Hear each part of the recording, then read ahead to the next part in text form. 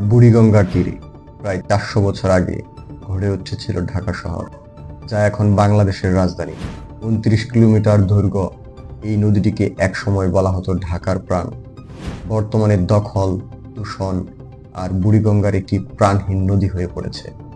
জানা যায়, জলযান আর গৃহস্থলী থেকে প্রতিদিন প্রায় ২১,৬০০ ঘনমিটার কঠিন বর্জ্য বুড়িগঙ্গায় এসে পড়ে। অতীতকাল থেকেই বুড়িগঙ্গার ভিন্নভাবে দূষিত হয়ে আসছে। আগে শুধু ময়লা আবর্জনা ফেলে নদীটি দূষিত করা হতো। বর্তমানে সঙ্গে যুক্ত হয়েছে অপরিশোধিত শিল্প ও পয়ঃবর্জ্য। দখল দূষণের কবলে পড়ে বুড়িগঙ্গার আজ বেহাল দশা। বস্তুত বুড়িগঙ্গা ভিত্তিক ঢাকা শহরের বিকাশ যখন থেকে শুরু, তখন থেকে দূষণের ইতিহাস শুরু। তবে নদীর তীরে দুর্গত ৪ দশকে তীব্র হয়েছে। বিশেষজ্ঞরা বলছেন, বুড়িগঙ্গা দূষণের ৮৮% কারণ হলো ঢাকার বর্জ্য নদীতে ফেলা। এছাড়া দুই পাড় চলে যাচ্ছে প্রভাবশালীদের দখলে। শুধু তীর নয়, নদীর মাছ পর্যন্ত দখল করা হয়েছে। এখন পর্যায়ে পৌঁছেছে যে বিশ্বের দূষিত নদীর তালিকায় বুড়িগঙ্গার নাম উঠে এসেছে।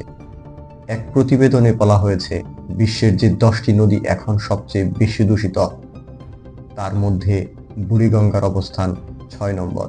বিশ্বের সবচেয়ে দূষিত নদীগুলোর মধ্যে ঢাকার এই নদীটির অবস্থান 5ম। দূষণের মাত্রা বিবেচনায় বুড়িগঙ্গা এখন সংকটাপন্ন। নদীটির পানিতে দূষিত অক্সিজেন পৌঁছেছে স্বর্ণের কোঠায়। ফলে একসময় যে নদীতে ঝাঁকে ঝাঁকে মাছ পাওয়া যেত, সেই নদীতে আর মাছের দেখা মেলে না।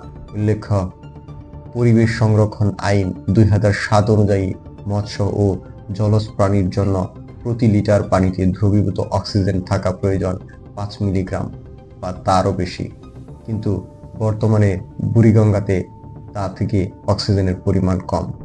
২০১১ সাল ১ জুন হাইকোর্টের এক রায়ে বলা হয়েছিল, বুড়িগঙ্গার পানি দূষণে এমন এক পর্যায়ে পৌঁছেছে যে এই পানিতে আর পানি বলা যাবে না।